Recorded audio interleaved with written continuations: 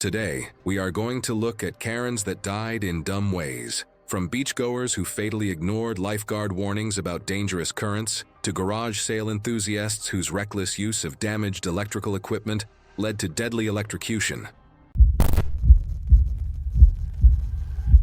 It was November 18, 2014, and the cozy atmosphere of Grind Coffee House in Portland, Oregon, filled with the familiar sounds of espresso machines, quiet conversations, and the gentle clicking of laptop keyboards. The converted warehouse space featured exposed brick walls, vintage furniture, and large windows that provided natural light for dozens of freelancers, students, and remote workers. Brenda Morrison arranged her laptop, external monitor, and graphic design materials across 2 tables near the main Wi-Fi router, creating a makeshift office that she defended with territorial instincts. At 52, the freelance graphic designer had appointed herself the unofficial monitor of public Wi-Fi usage, timing other customers with a stopwatch and confronting anyone who exceeded what she considered reasonable internet time. Her daily routine involved arriving at opening time to claim the best spot and aggressively defending her territory. Brenda's obsession with Wi-Fi policing had developed over the past year as her graphic design business struggled, and she spent increasingly long hours in coffee shops. She had created elaborate theories about bandwidth theft and internet freeloading, convinced that other customers were deliberately slowing down her connection to sabotage her work.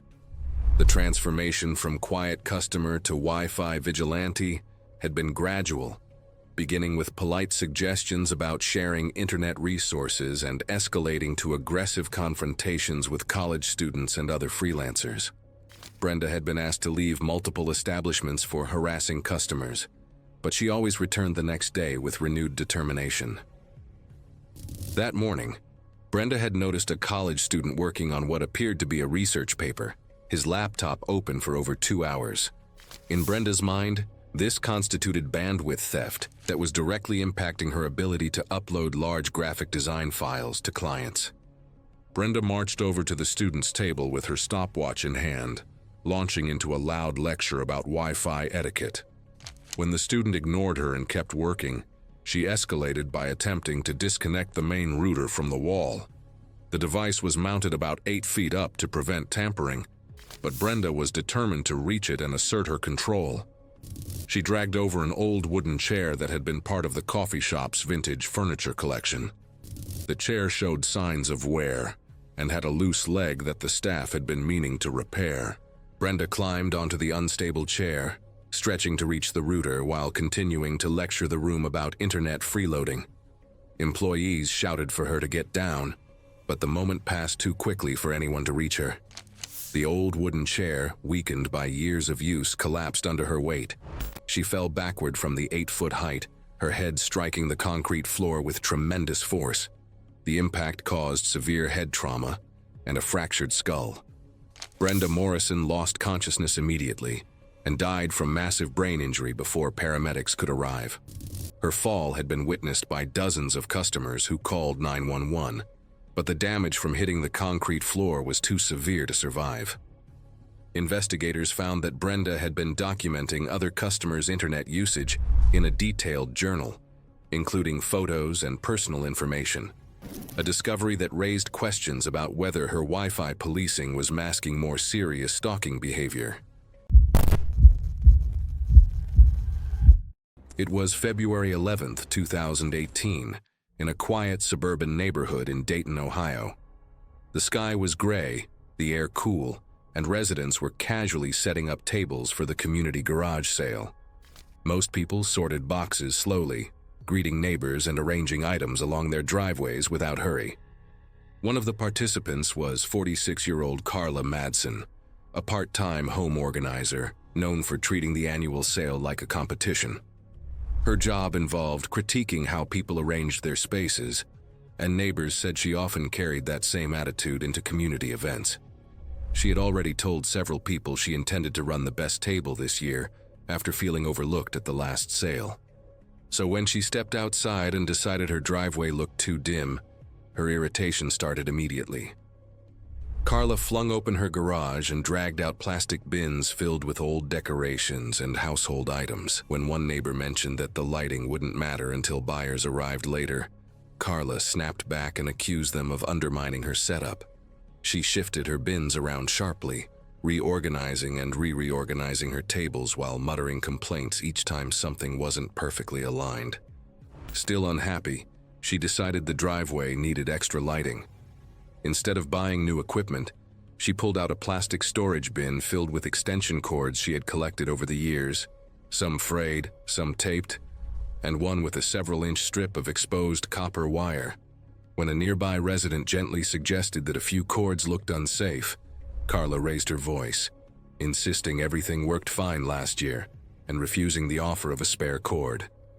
She stretched the cords across her driveway toward the outdoor outlet, but instead of laying them flat, she dragged an old metal shelving rack closer to keep them out of the walkway. The bottom of the rack was damp from overnight moisture, and several witnesses said they saw her shoving it back and forth hard enough that it scraped loudly across the concrete. One neighbor later recalled hearing her muttering angrily as she tried to wedge the cords behind it. By 9:35 a.m., 2 cords were already plugged in. The light stayed off because the final connection had not been made yet. Carla crouched down with the damaged cord, the one with the exposed copper, and braced her other hand firmly on the damp metal rack as she reached toward the outlet. A man standing on his porch directly across the street reported seeing a quick blue flash under the rack, followed by a sharp popping snap. The exposed wiring had come into contact with the wet metal surface, energizing the entire frame. Because Carla was leaning on it for support, the current traveled through the rack and directly into her body. The same witness said he saw her body go rigid before she dropped face first onto the concrete. Several residents on the block later reported a brief flicker of lights inside their homes at the same moment. People approached her driveway but stopped short, unsure if the rack or outlet was still live. Someone yelled to cut the breaker, and a neighbor ran into the garage to shut it off, sending the lights dark at once. Emergency responders arrived minutes later, and neighbors watched from the sidewalk as paramedics assessed her, though no one close by could hear the details. Inspectors later reviewed the cords, outlet, and shelving rack. They concluded that the exposed copper, the damp metal surface, and Carla's direct hand contact created a complete electrical path the moment she tried to connect the final cord. Officials confirmed that she died at the scene from cardiac arrest, caused by fatal electrocution consistent with household current under wet contact conditions. The next day, her family removed all the old electrical supplies from the garage and hired a professional to update the wiring and replace the outdoor outlet.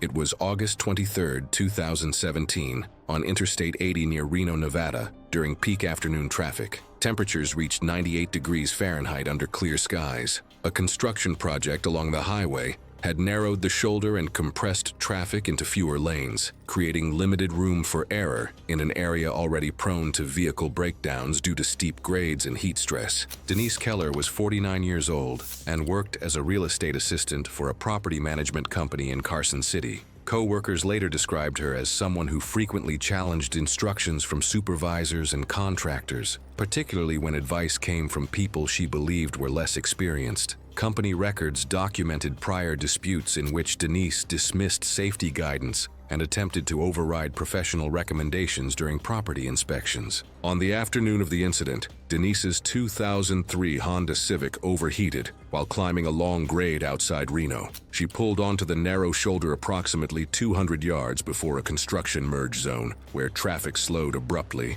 and vehicles shifted lanes with limited visibility. The reduced shoulder width left little space between her vehicle, the guardrail, and passing traffic. A highway patrol officer arrived within minutes after receiving the breakdown report. A tow truck driver already staged nearby due to construction later reported that Denise immediately resisted assistance. Witnesses noted that she questioned the officer's competence after hearing his accent and declined repeated offers to move farther from traffic or wait inside a patrol vehicle while arrangements were made to clear the disabled car. The officer attempted to explain the risks of remaining on the shoulder in a construction corridor, citing the limited clearance and the likelihood of passing vehicles drifting toward the shoulder as drivers focused on merging traffic ahead. Witnesses reported that Denise openly questioned the officer's competence, repeatedly referencing his accent and background as reasons she did not trust his instructions. She dismissed the warnings and remained near the driver's side of her vehicle, refusing to follow guidance she believed came from someone unqualified to advise her.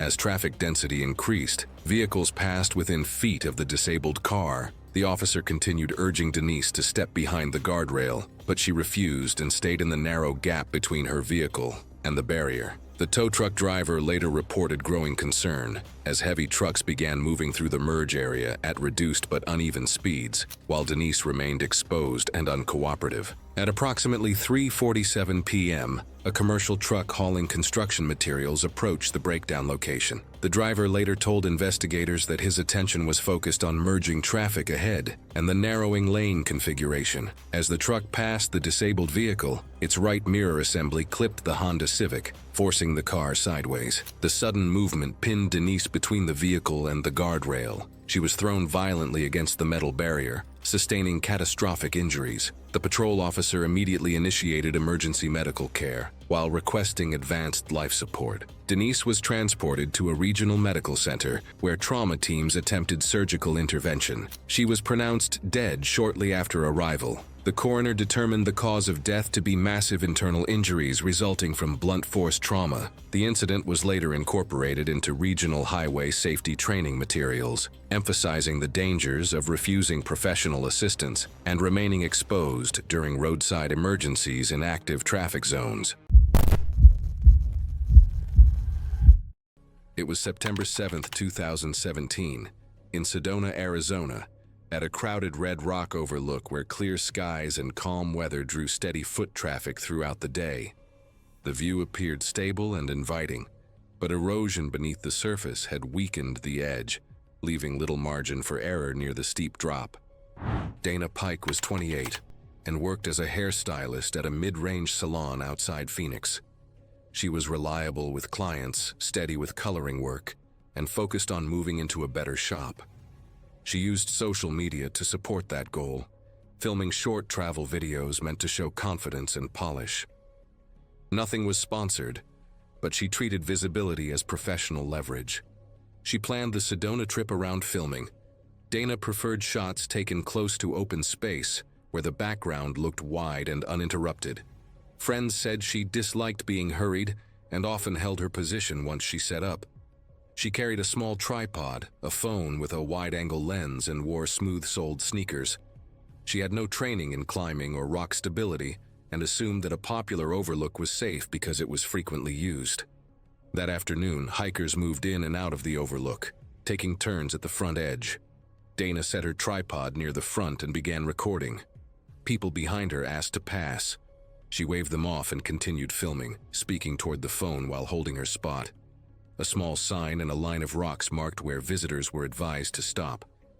She stepped beyond that line to widen the frame. The surface looked level, but the rock was fractured sandstone shaped by erosion. Shallow cracks were visible on top, with larger voids underneath. The area had been flagged informally by rangers but remained open.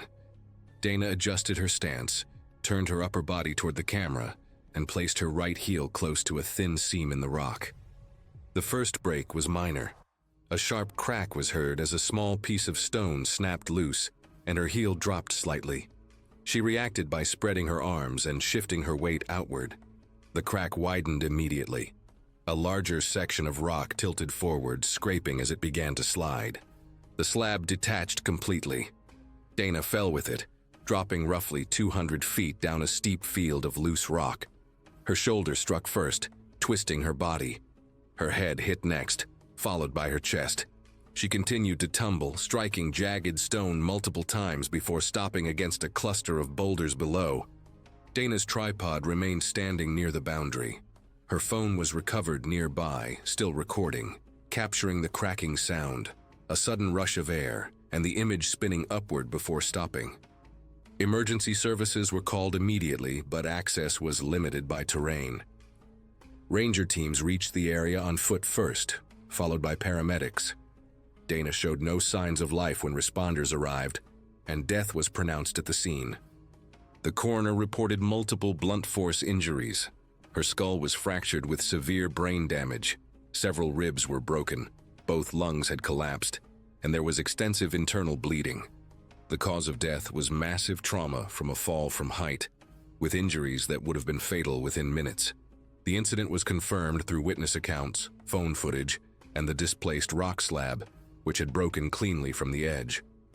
That section of the overlook was closed the same day. At the salon where Dana worked, co-workers placed an empty chair with her scissors and combs on the seat. Rangers later added clearer warnings and used the incident in safety briefings to explain how erosion can cause sudden failure, even in heavily visited areas. It was October 9th, 2016. The afternoon sun cast long shadows across the sprawling parking lot of a big box retail store in northern New Jersey, where weekend shoppers navigated between rows of cars and delivery trucks making their regular supply runs. Alyssa Vance, a 29-year-old administrative assistant, emerged from the store's automatic doors clutching a shopping bag and wearing the familiar expression of someone who had just lost a very public argument. Alyssa worked as an administrative assistant for a small accounting firm in Newark, earning modest wages that made every purchase decision significant. Over the past 2 years, she had developed a reputation among local retail workers for aggressive return attempts, often bringing back clearly used items without receipts while demanding full refunds. Store managers knew her by name and had flagged her account for suspicious return activity. She had been banned from 2 other retail chains for disruptive behavior and had accumulated several trespassing warnings from security personnel who recognized her increasingly erratic patterns. Large retail parking lots present complex traffic environments where pedestrians, passenger vehicles, and commercial delivery trucks converge in spaces designed primarily for vehicle efficiency rather than pedestrian safety. Delivery trucks, often weighing over 26,000 pounds when fully loaded, require extended stopping distances and have significant blind spots that can completely obscure pedestrians. These vehicles operate on tight schedules with drivers focused on navigating loading zones and avoiding passenger car traffic, creating dangerous conditions when pedestrians move unpredictably through vehicle travel lanes. The area Alyssa chose to cross lacked painted crosswalks or pedestrian signage, making her path particularly unsafe. That afternoon, Alyssa had spent 45 minutes arguing with customer service representatives about returning a damaged electronic item without a receipt. When store policy prevented the return, she became increasingly agitated, demanding to speak with multiple managers while other customers waited in line. Security footage later showed her concealing additional merchandise in her bag during the heated exchange. When the final manager upheld the return denial, Alyssa stormed toward the exit while store security began following her, suspecting theft of the additional items she had taken during the confrontation. Realizing that security was pursuing her, Alyssa likely panicked and began running across the parking lot toward her car, parked in a distant row. Instead of using designated pedestrian walkways, she cut directly through active traffic lanes where delivery trucks were maneuvering toward loading docks. She failed to notice a large delivery truck entering the lot from the main access road. The collision occurred in the center traffic lane as Alyssa sprinted between parked cars without checking for oncoming vehicles.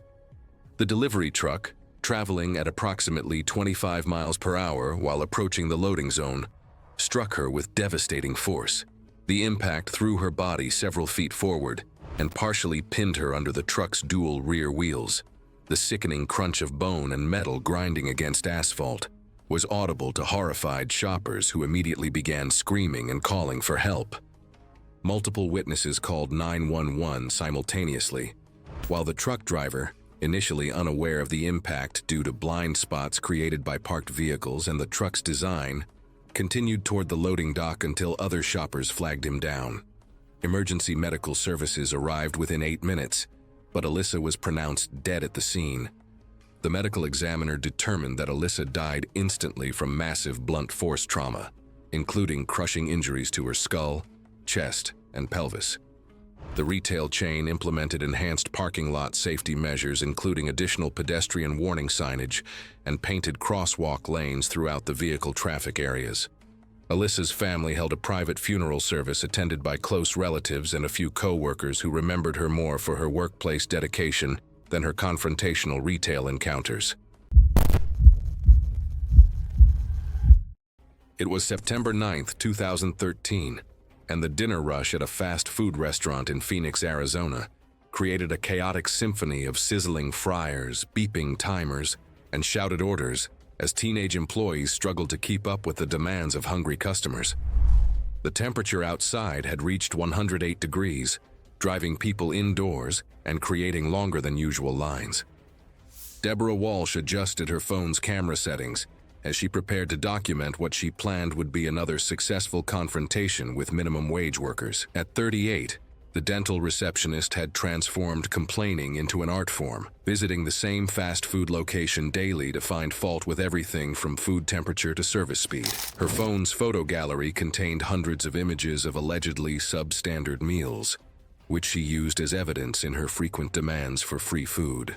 Deborah's daily routine involved strategic visits to fast food restaurants during peak hours, when stressed employees were most likely to make mistakes she could exploit. She had memorized corporate complaint procedures for dozens of chains and could recite specific policy numbers during her confrontations with teenage workers. The transformation from occasional complainer to professional food scammer had begun when Deborah discovered that aggressive behavior and threats of social media exposure could result in free meals and gift cards. She had developed increasingly elaborate schemes for manufacturing complaints, including bringing her own cold food to claim temperature violations. That evening, Deborah had arrived during the 6 p.m. dinner rush with her phone fully charged and her complaint strategy prepared. She ordered her standard meal and immediately began her inspection process, photographing the burger from multiple angles, while loudly commenting about its allegedly improper assembly. When the teenage cashier offered to remake the burger, Deborah rejected the solution and demanded to speak with the manager immediately. She began filming the interaction while explaining to other customers that she was documenting discrimination and poor service for social media exposure. The manager, a 19-year-old college student, politely addressed Deborah's complaints and offered multiple solutions, including a refund, replacement meal, or store credit. None of these options satisfied Deborah, who had come specifically to create a confrontation.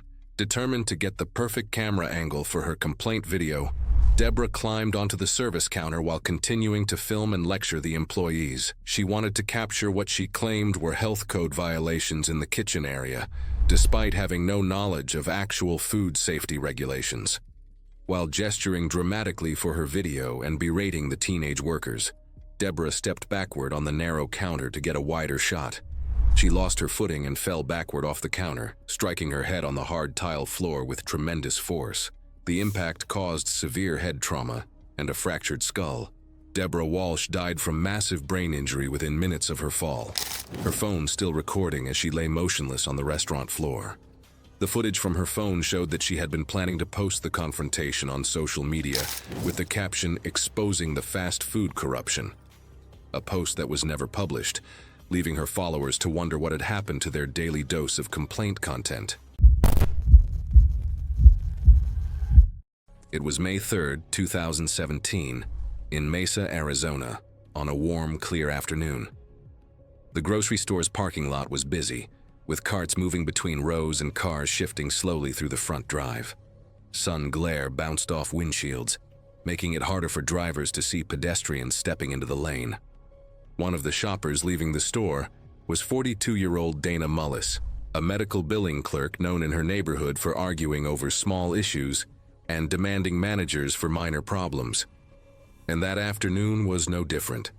Witnesses said that inside the store she had already caused a scene over expired coupons, insisting the cashier honor them anyway, and asking for the manager twice. Several shoppers saw her leave the checkout line visibly frustrated. Dana walked toward her sedan parked in one of the closest spaces. At the same time, a compact car pulled into the stall beside hers, stopping slightly over the painted line. According to people loading groceries nearby, Dana noticed instantly and launched into complaints, waving her arms at the driver and demanding they fix how they parked.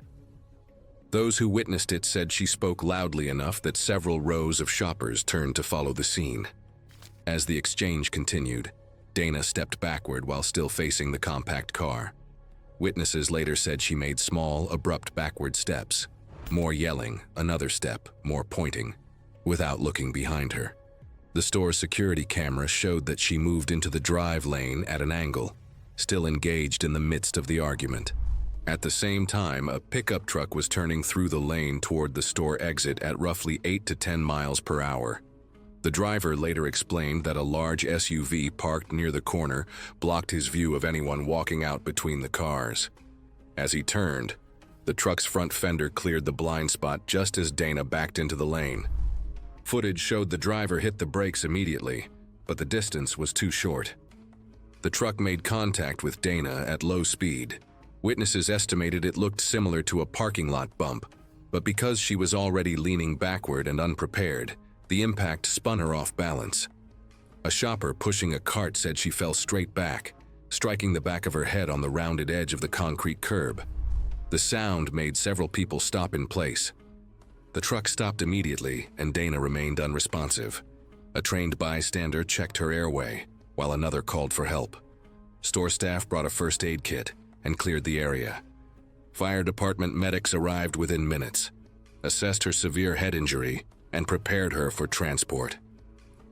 Later that evening, authorities confirmed that Dana died from severe blunt head trauma caused by the backward fall.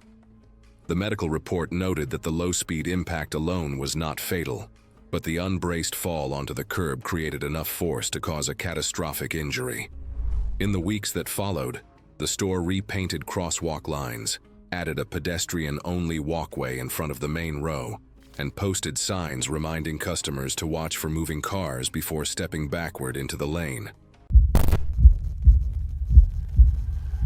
It was September 14, 2018, at a private wildlife sanctuary in the Florida Panhandle, specializing in rehabilitated but non-domesticated large predators. The 40-acre facility housed rescued animals under controlled conditions, with safety protocols developed over more than a decade of operation. A guided tour would turn deadly when repeated safety warnings were dismissed and physical barriers were breached. Elaine Porter, 58, was a retired travel agent from Pensacola who had recently begun volunteering with animal welfare groups. Investigators later learned she had a history of ignoring safety guidance at animal facilities, including prior warnings for entering restricted areas. Staff records and tour guides noted repeated boundary violations and a tendency to approach enclosures too closely. The sanctuary offered guided educational tours on weekends, led by trained staff with experience in animal behavior and safety. Groups were limited to 12 participants and received mandatory safety briefings emphasizing strict distance rules. That afternoon's group included 8 adults and 4 children. The guide, a wildlife biologist, repeatedly stressed that rehabilitated animals remained wild and that barriers existed solely for visitor protection. During the tour of the large cat section, staff repeatedly instructed all guests to remain behind established barriers positioned 6 feet from enclosure fencing. The barriers consisted of wooden railings designed to maintain safe distances while allowing clear viewing of the animals. Warning signs posted every 10 feet reinforced the importance of staying behind designated lines. The tour guide reported that Elaine stepped past the barrier, despite multiple verbal warnings,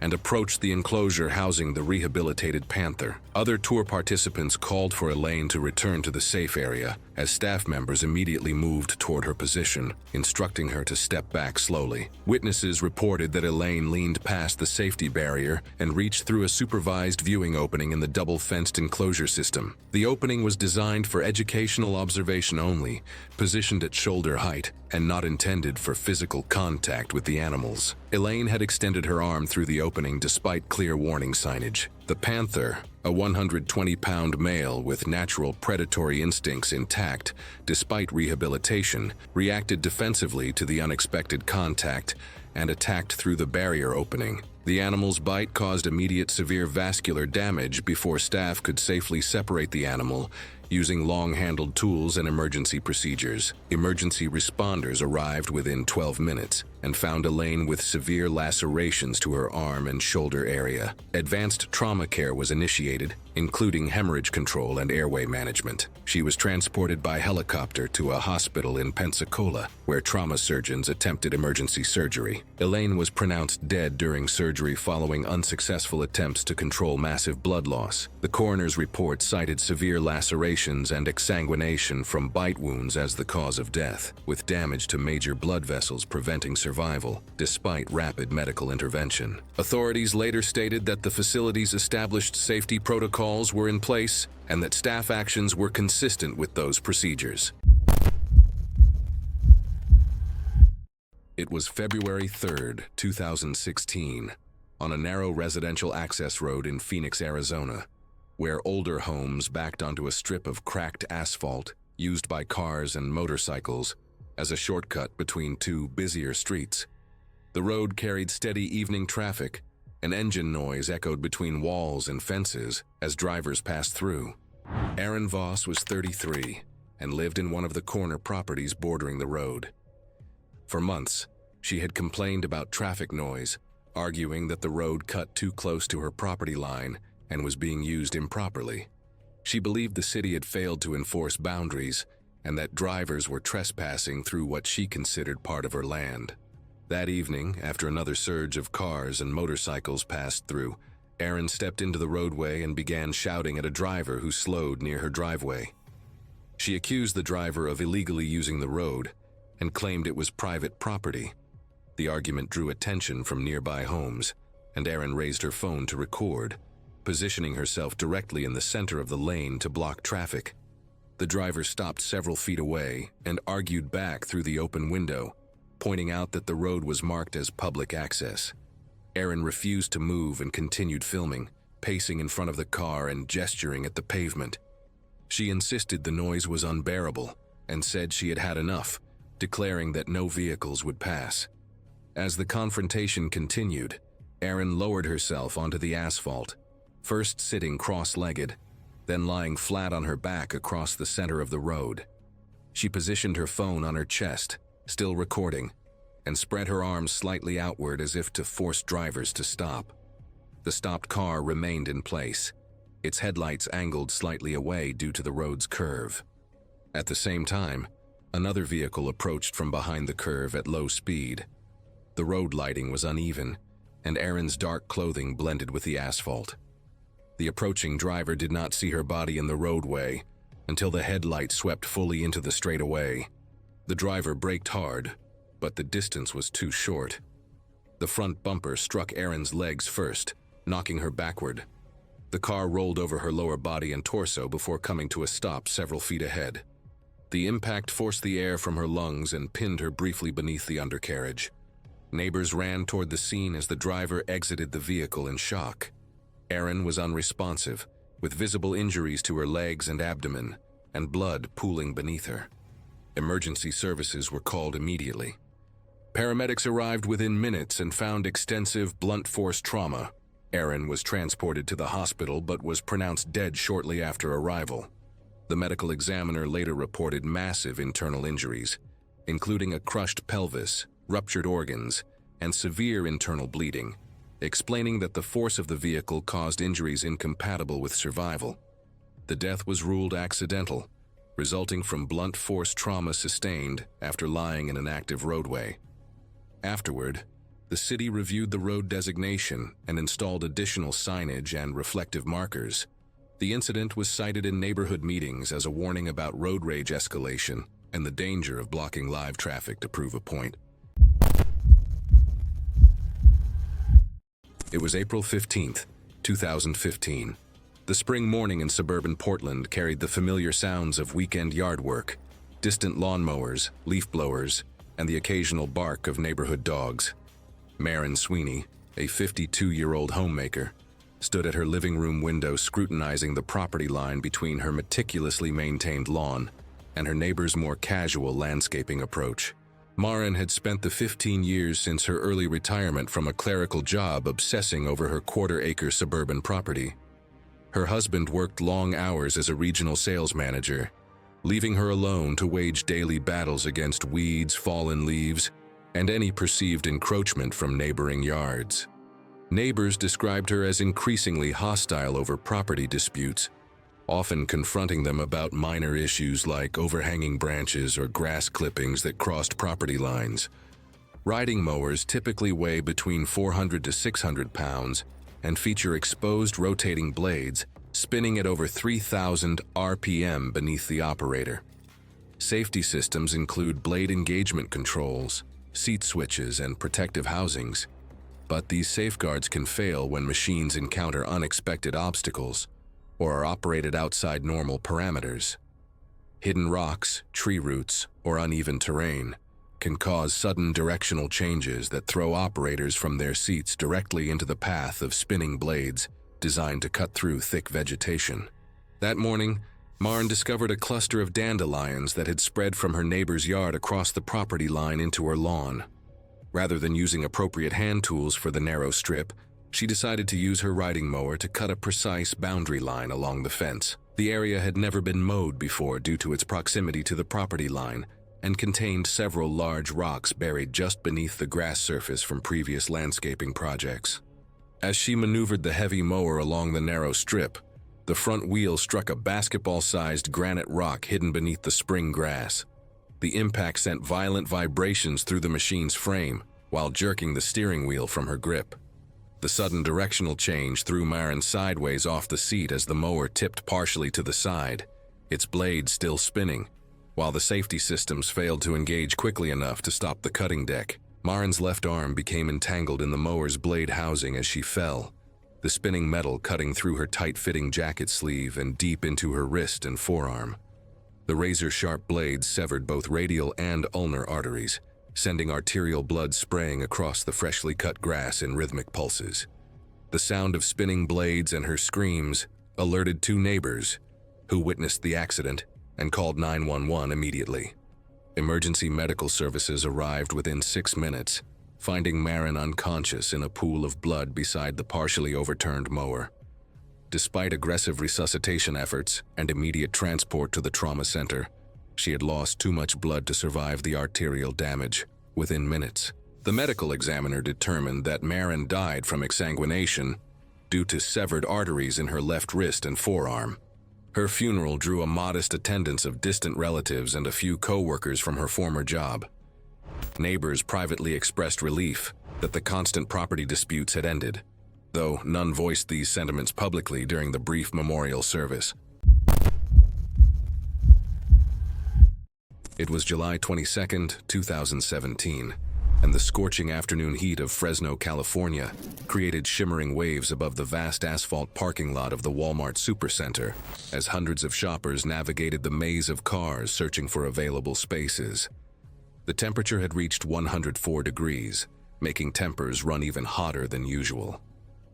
Linda Martinez sat in her air-conditioned Honda Civic, surveying the parking lot through binoculars while making detailed notes in a spiral notebook dedicated to documenting what she perceived as shopping cart violations. At 45, the bank teller had transformed shopping cart enforcement into her personal crusade, spending her weekends patrolling shopping centers and confronting customers who failed to return their carts to designated areas. Her car's console contained homemade violation notices, a digital camera, and a measuring tape for documenting cart abandonment. Linda's obsession with shopping cart justice had begun 2 years earlier when she witnessed a runaway cart scratch her car in a parking lot, leading her to study store policies and develop an encyclopedic knowledge of shopping cart etiquette. She had appointed herself a vigilante enforcer, photographing abandoned carts and lecturing shoppers about their civic responsibilities. The escalation from documenting violations to actively confronting other shoppers had been gradual, starting with polite reminders about cart return policies and evolving into aggressive confrontations. Linda carried business cards identifying herself as a shopping cart compliance volunteer and would lecture customers about the social contract of shared retail spaces. That afternoon, Linda spotted a family loading groceries into their minivan, while their empty shopping cart sat unattended nearby, slowly rolling toward other parked cars in the 104-degree heat. Determined to ensure they learned proper cart etiquette, Linda marched over to confront them about their negligent behavior. When the family finished loading their groceries and prepared to leave, Linda positioned herself directly behind their cart and launched into her prepared speech about shopping cart responsibility. The frustrated parents, dealing with tired children and melting frozen foods in the extreme heat, tried to retrieve their cart to return it properly. Instead of allowing them to take the cart, Linda grabbed it and began pushing it back toward their vehicle while shouting about civic duty and retail courtesy. She was determined to complete her lecture about proper shopping cart etiquette, even as she backed the heavy metal cart toward the family's minivan at approximately 2 miles per hour. Linda, focused on her lecture and not watching where she was going, backed directly into the path of another shopper's SUV that was slowly reversing out of a parking space. The late afternoon glare off parked car windshields and Linda's crouched position behind the cart made her nearly invisible in the SUV's rearview mirror. The driver, checking their mirrors for pedestrians, didn't see her until it was too late. Linda was struck by the reversing vehicle and knocked to the ground, suffering massive head trauma that killed her within minutes. The driver was initially questioned, but security footage clearly showed Linda's erratic behavior and her failure to watch for traffic while pursuing her cart crusade. Her car contained over 3,000 photographs of abandoned shopping carts, evidence of an obsession that had consumed her life and ultimately caused her death. It was June 28, 2017, at a public pool in Fairview, Washington, a small suburban city preparing for its busiest swim season. The afternoon was warm, and a steady line had formed at the entrance. Families carried towels, sunscreen, and pool toys, while the posted rules beside the gate reminded guests that outside food and drinks were not permitted past the check-in area. Standing in line with a large iced coffee was 41-year-old Denise Halbrook, known among neighbors for heated confrontations over small regulations. Residents who lived near her townhouse described her as someone who often demanded to speak to management whenever things didn't go her way. The staff at a local grocery store had previously documented disputes with her over return policies, discount limits, and parking spaces. That afternoon at the pool, her behavior followed the same pattern. As she approached the front desk, the teenage attendant repeated the policy: no outside food or drinks. Most guests either finished their drinks or tossed them. Denise didn't. Witnesses said her posture changed immediately. She raised her voice, waved her coffee cup, and argued that she'd paid too much to give it up. She compared the rule to a nearby town's pool and leaned toward the counter, pointing at the sign while criticizing it loudly. The attendant repeated the standard response, but Denise grew more agitated, questioning his authority and gesturing with the cup.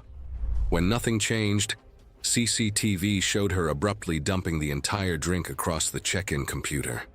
Coffee splashed over the keyboard, ran down the cords, and the monitor flickered as the system shorted. The attendant stepped back while the lifeguard supervisor signaled for help. People in line shuffled away, unsure what she would do next. After being told police were being contacted, witnesses said Denise muttered angrily and backed away from the counter, still shouting.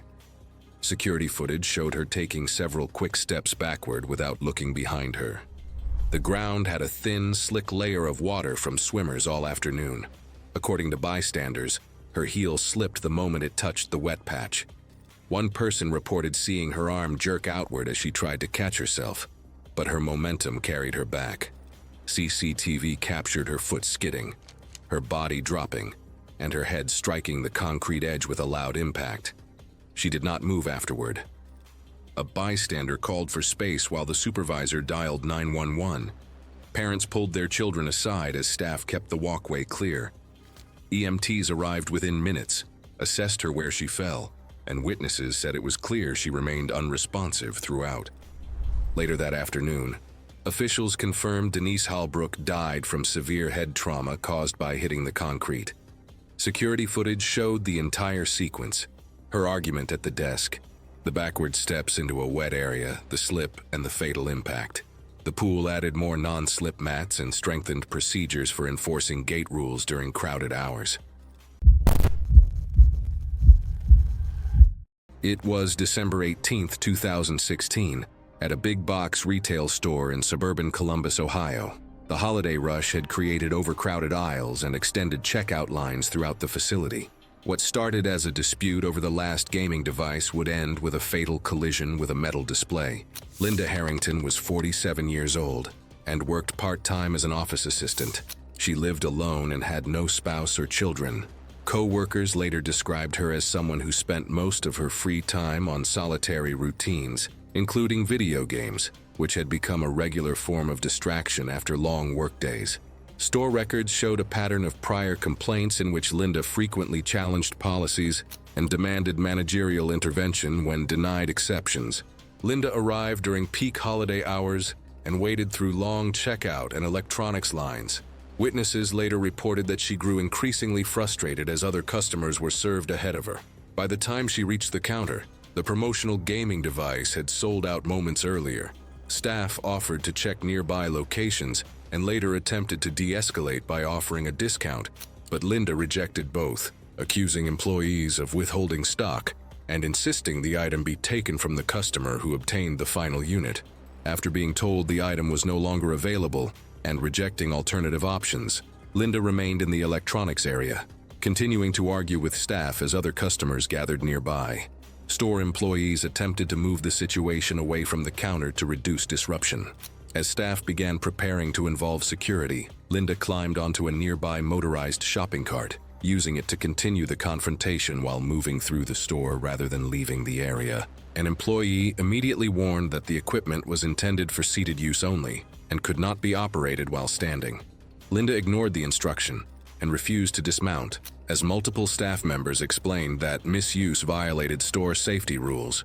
She proceeded down the main aisle while standing upright, dismissing posted warning signage and continuing despite employees following her and preparing to intervene. The cart struck a recently mopped area near the pharmacy section, where bright yellow warning cones and wet floor signs were prominently displayed. Linda had driven directly through the marked area while shouting that the store was creating obstacles to harass customers. The wheels lost traction on the slick surface, causing the cart to veer sideways and tip over. Linda was thrown forward with significant momentum, striking her head and upper torso against a metal end cap display. Store employees immediately called for emergency assistance while attempting to provide first aid. Paramedics arrived within 8 minutes and transported her to a general hospital, where trauma surgeons attempted resuscitation for over 2 hours. She was pronounced dead later that day, after doctors were unable to control severe intracranial pressure caused by blunt force head trauma. The medical examiner determined the cause of death to be catastrophic head and cervical spine injuries, including skull fractures and internal brain hemorrhaging. Following the incident, the store closed the affected section and cooperated fully with responding authorities. Employees who had attempted to intervene provided statements, and security footage documenting the escalation and collision was reviewed as part of the investigation. The case was ultimately classified as an accidental death resulting from repeated safety violations. It was January 18, 2013, at Alta, Utah, near a ski boundary that had been closed overnight after heavy snowfall. Fresh snow lay deep and quiet. Warning signs were posted, gates were locked, and ski patrol was active along the line. The slope looked calm from below, but the snowpack was unstable and waiting for a trigger. Kara Mullen was 41 and worked as a residential real estate agent in Salt Lake City. She sold mid-range homes and regularly filmed short videos to promote listings and herself. Ski trips were part of that image. She posted often, tracked views and comments, and treated public spaces as places where confidence and persistence usually got results. People who knew her described her as direct, impatient, and unwilling to accept restrictions. Kara skied often, but only within resort systems, using rented gear and relying on patrol to manage hazards. Alta's terrain naturally funnels wind-blown snow into bowls and narrow gullies. After storms, layers of snow can rest on weak surfaces and fail suddenly. Patrol manages this risk with closures and controlled releases, but the system depends on skiers staying out of closed areas. That morning followed a night of heavy snow and strong winds that loaded the slope above the boundary. Patrol closed the gate for avalanche control and posted warnings explaining the risk. Kara arrived with two acquaintances, stopped near the rope line, and began filming.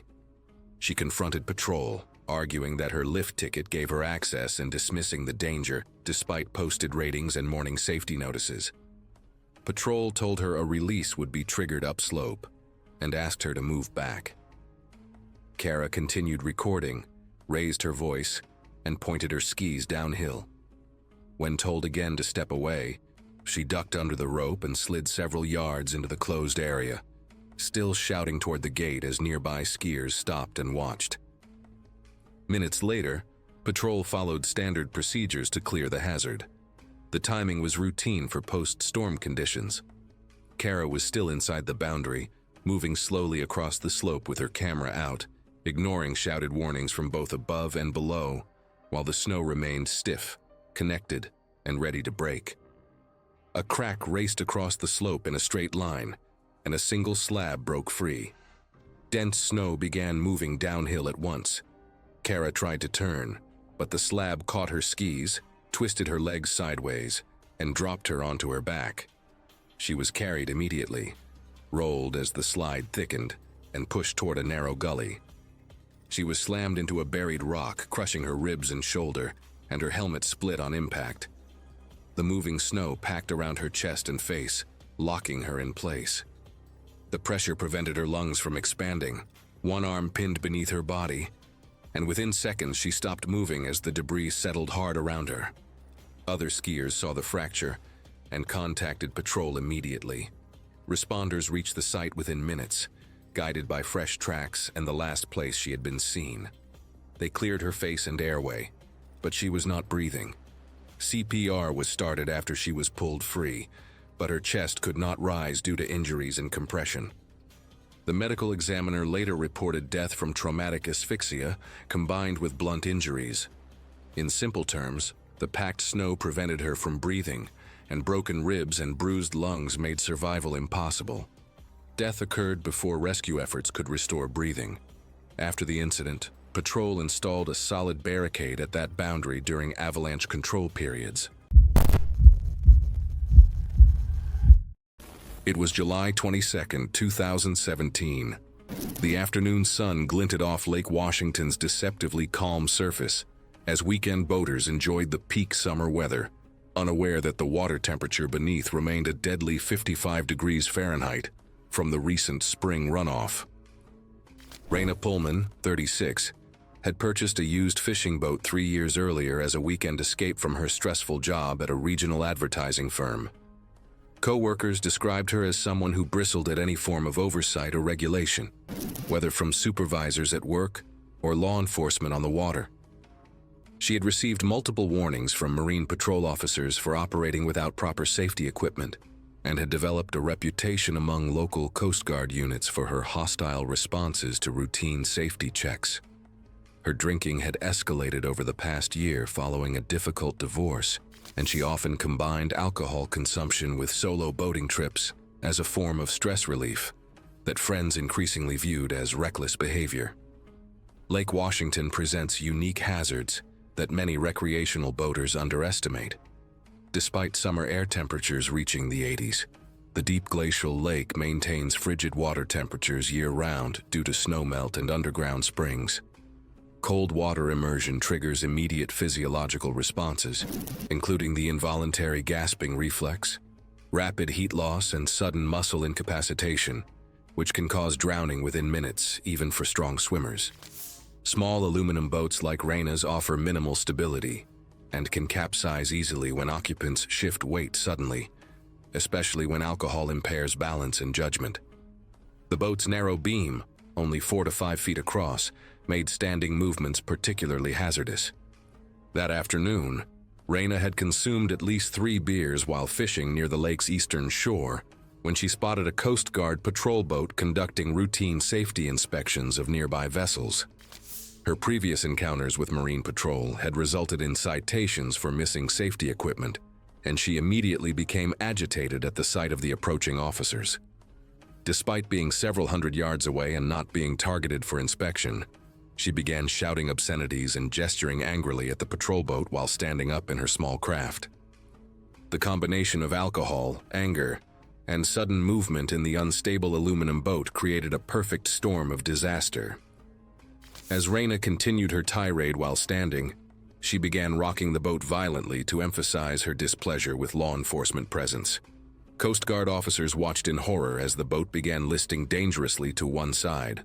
The vessel's narrow beam and lateral instability meant that the center of gravity shifted past the tipping point, with even a slight overcorrection.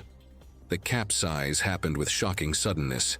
Reyna's final angry gesture sent the boat past its tipping point, throwing her violently against the aluminum gunnel and rendering her briefly unconscious before hitting the water.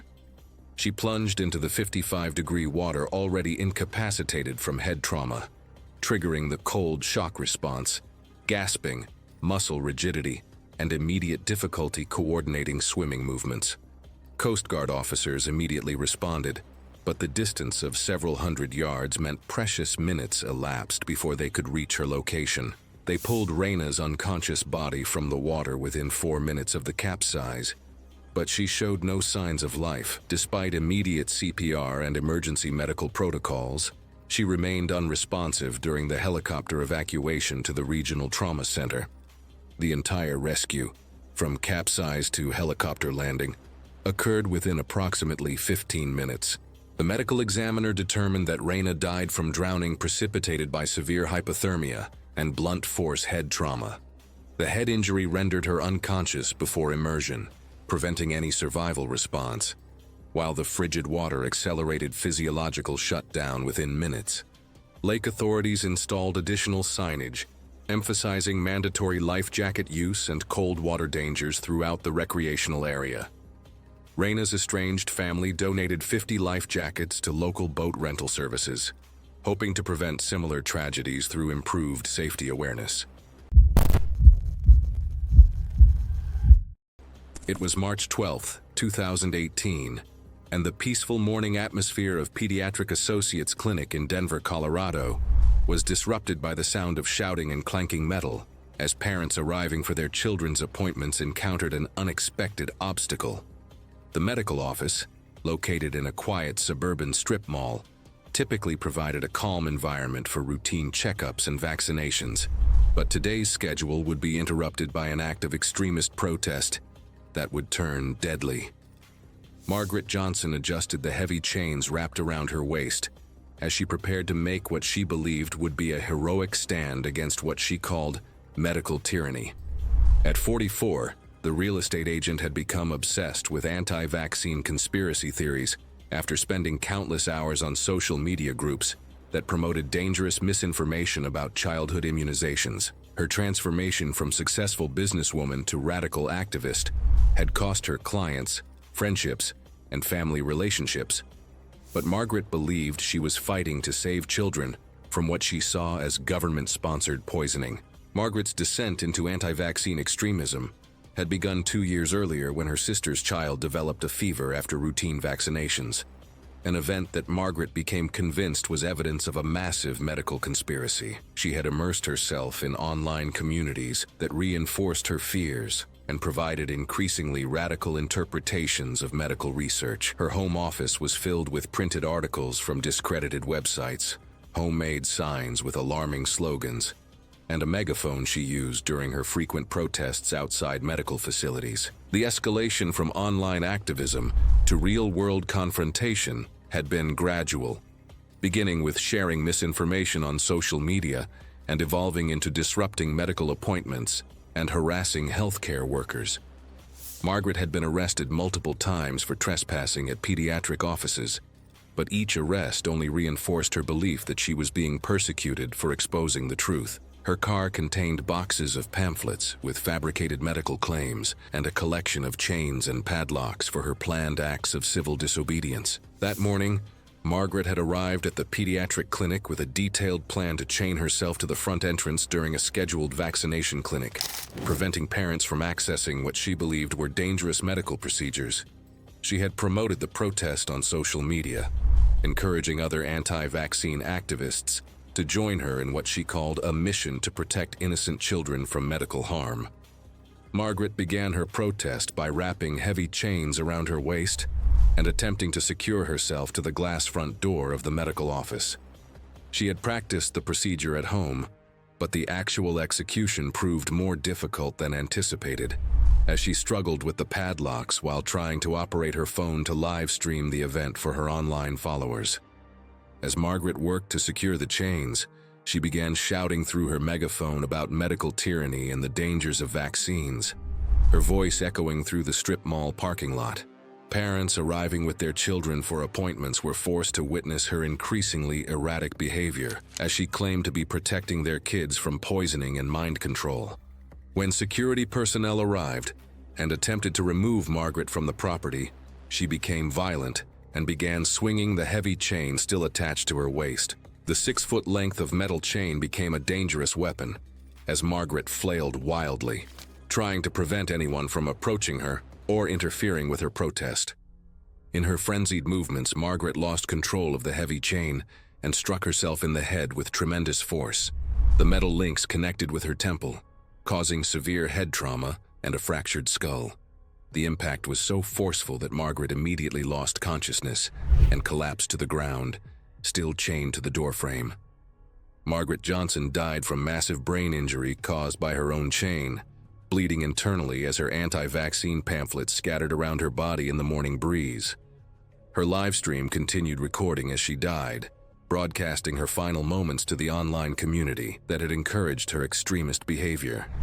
The pediatric office was forced to close for the day, causing dozens of children to miss important vaccinations. Investigation revealed that Margaret had been planning increasingly dangerous protests, including attempts to disrupt hospital emergency rooms and medical conferences. Strangely, Margaret's phone contained a draft social media post scheduled for later that day that read, "If something happens to me, know that I died fighting for the truth," a message that suggested she may have anticipated the dangerous outcome of her protest, raising questions about whether her death was accidental or a form of martyrdom for her cause. It was July 18th, 2015, at a county fairgrounds in central Iowa. The afternoon was warm and sticky, food stands were crowded, and people moved between games, booths, and small attractions. Near the center of the fair, volunteers set up a simple stage for a corn dog eating contest sponsored by a local diner. It was meant to be slow, friendly, and easy. One of the participants was 45-year-old Karen Halford, a part-time receptionist known in her neighborhood for arguing with staff at nearly every community event. Volunteers recognized her immediately. She had caused problems at raffles, parking areas, and even kids' craft tables. Karen often treated rules as optional and insisted she deserved exceptions whenever she showed up. At registration, the organizer, Tom, explained the simple rules. Small bites, normal pace, water as needed. It wasn't timed. It wasn't a race. Witnesses said Karen cut him off almost immediately, talking over him and saying she didn't need instructions. Several people in line stepped aside as she kept arguing, insisting she would do it her own way. When Tom handed her the waiver, Karen objected again. A volunteer later said she argued for a couple of minutes, calling the form pointless, before finally signing with quick, forceful strokes. At the table, a front-row spectator saw her drag her tray closer, despite instructions to keep everything aligned for the cable recording. When Tom reminded her, she snapped that he was targeting her and refused to move it back. At 2:03 p.m., the contest began. Most people took small bites, laughed, and talked casually. Karen did the opposite. She grabbed each corn dog near the base and took large, fast bites, barely chewing. Several spectators later said it looked like she was trying to beat everyone, even though no one else was treating it like a competition. About 2 minutes in, she reached for her third corn dog. She bit off a large piece and tilted her head back to swallow it quickly. A nearby volunteer started to remind her to slow down, but Karen waved him off without breaking rhythm. Seconds later, she began coughing. Witnesses described it as short, Sharp coughs at first, more like she was trying to push the food down. Then, according to security footage reviewed later, her upper body went rigid, and her arms pulled in close to her chest. The coughing stopped altogether. She reached for her water cup but dropped it before she could drink. Spectators saw Karen stagger sideways, knocking over her tray and spilling water across the platform. Two people with basic first aid training stepped forward. One attempted abdominal thrusts while the other tried to check if anything was visible in her mouth, but nothing changed. The obstruction did not move. EMTs arrived within minutes. Ushers moved benches to clear a path as responders came through. From the edge of the crowd, people could see EMTs continuing airway checks and performing additional thrusts, but no visible response followed. The stage was closed off, and fair staff blocked the area with temporary fencing. Food-related events were canceled for the rest of the day. Later that evening, officials confirmed that Karen Halford died from a complete airway blockage caused by a large, unchewed piece of food. Security footage showed her ignoring the safety instructions, rushing through the contest, and refusing reminders to slow down. Fair organizers removed all eating competitions from future schedules and added updated guidelines stressing slow, careful consumption at public food activities. It was October 23, 2019, in the hills outside Santa Rosa, California, during the peak of wildfire season. Red flag warnings were in effect across the region due to extreme winds and critically low humidity. Emergency alerts warned residents that conditions could allow a small fire to spread uncontrollably within minutes. Margaret Sullivan was 51 years old and worked as a freelance bookkeeper from her hillside home. She had lived on the property for over a decade and frequently told neighbors that her experience made her better informed than emergency officials. She believed wildfires were exaggerated by authorities and often claimed that most evacuations were unnecessary panic responses. In online forums and neighborhood groups, Margaret repeatedly argued that wind forecasts were unreliable and that wildfire behavior was predictable if someone understood the terrain. Margaret also believed she had developed her own wildfire protection method. She told others that sealing doors, covering vents, and maintaining what she claimed was a controlled airflow environment inside the home could prevent smoke infiltration and heat buildup. She had reinforced her windows with reflective insulation and claimed the material would deflect radiant heat.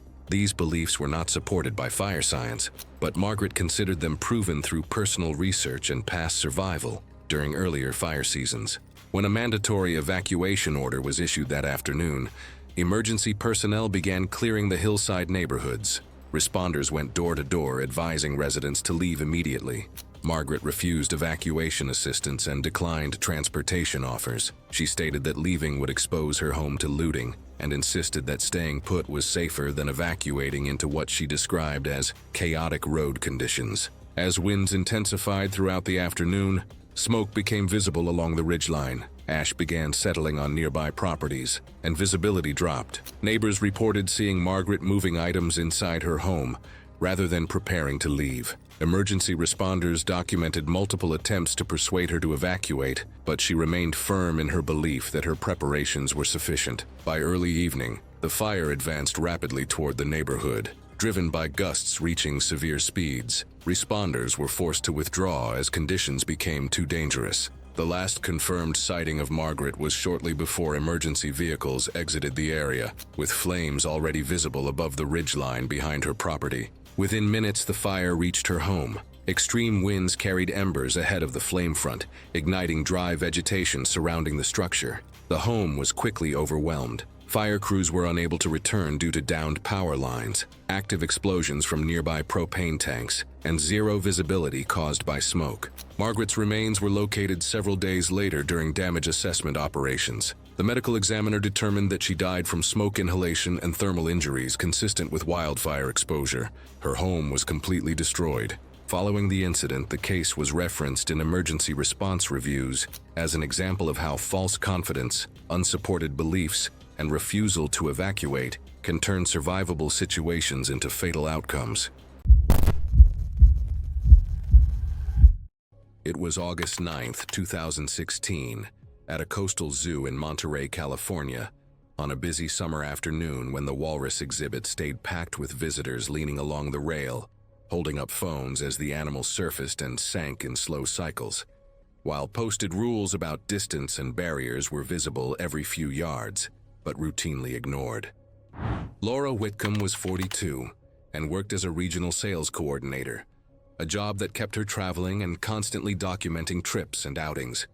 People who knew her described her as forceful and argumentative, especially in public places, where she often challenged staff and treated posted rules as negotiable rather than fixed. She was visiting the zoo with a coworker and focused on getting a close selfie with the walrus, not a zoomed photo and not one taken from behind the barrier. She followed travel pages that praised risky behavior and had no experience with large animals, yet regularly dismissed safety rules as exaggerated or designed mainly to reduce liability.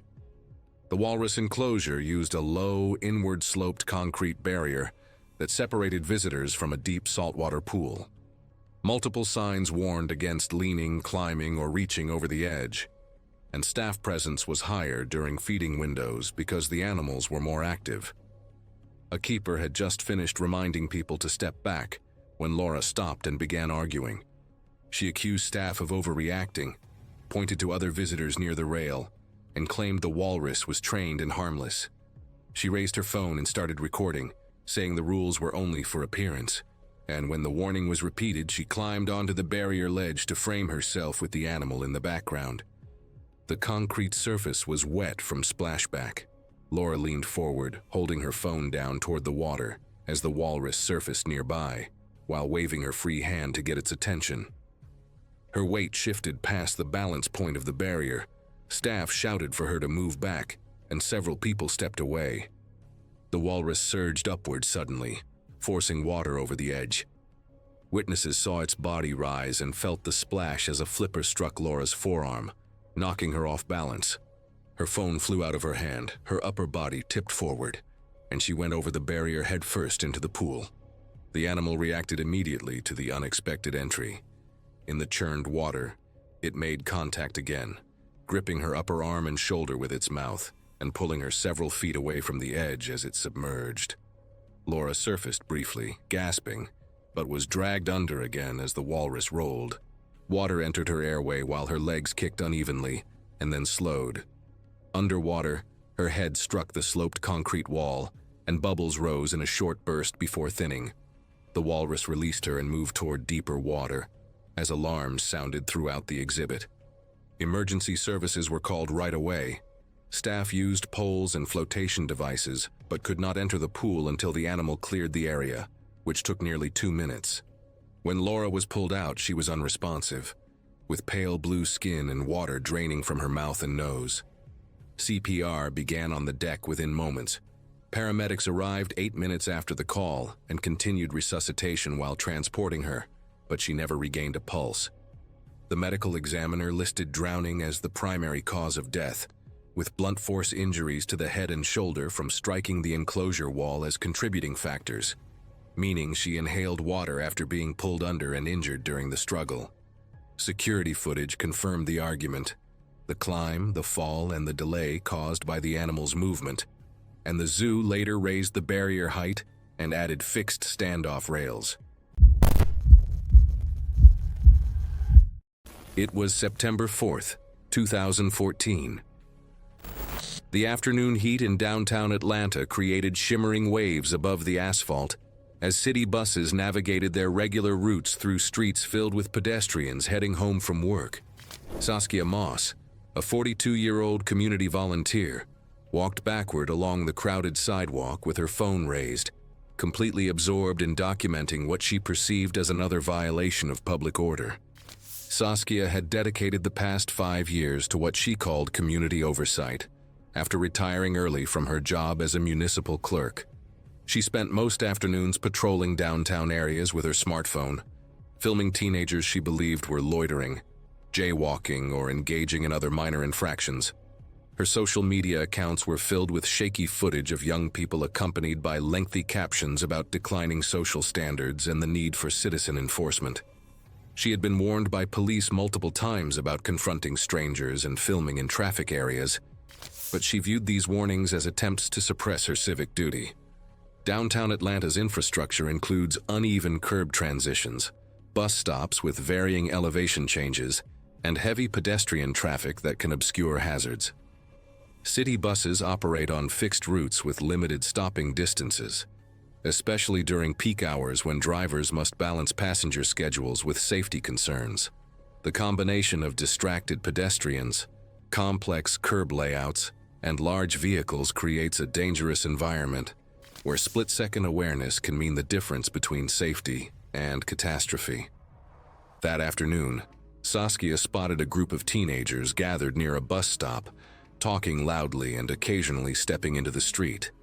She immediately began filming while approaching them, holding her phone at arm's length to capture what she intended to report as loitering and public disturbance. The teenagers noticed her filming and began moving away, which likely intensified her determination to document their behavior. She followed them along the sidewalk, walking backward to keep them in frame while narrating her observations for the recording. Focused entirely on her phone screen, Saskia lost awareness of her surroundings as she continued her pursuit. The sidewalk's uneven curb transition, where the concrete met the street level, created a 2-inch elevation change that she failed to notice.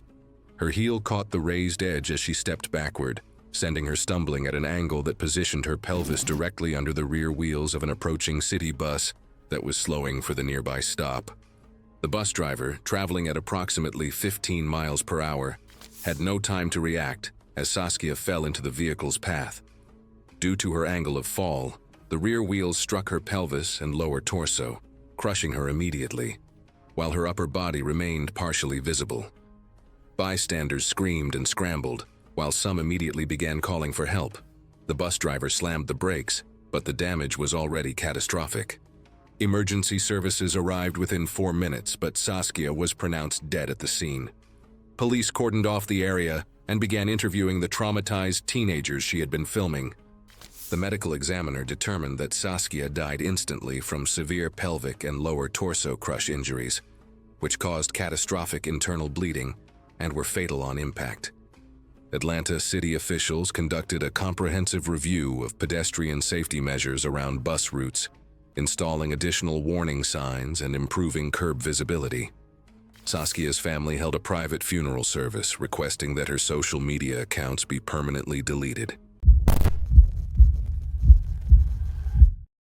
It was April 3rd, 2016, and the afternoon sun streamed through the windows of a grocery store in Baton Rouge, Louisiana, as shoppers navigated the crowded aisles during the post-work rush.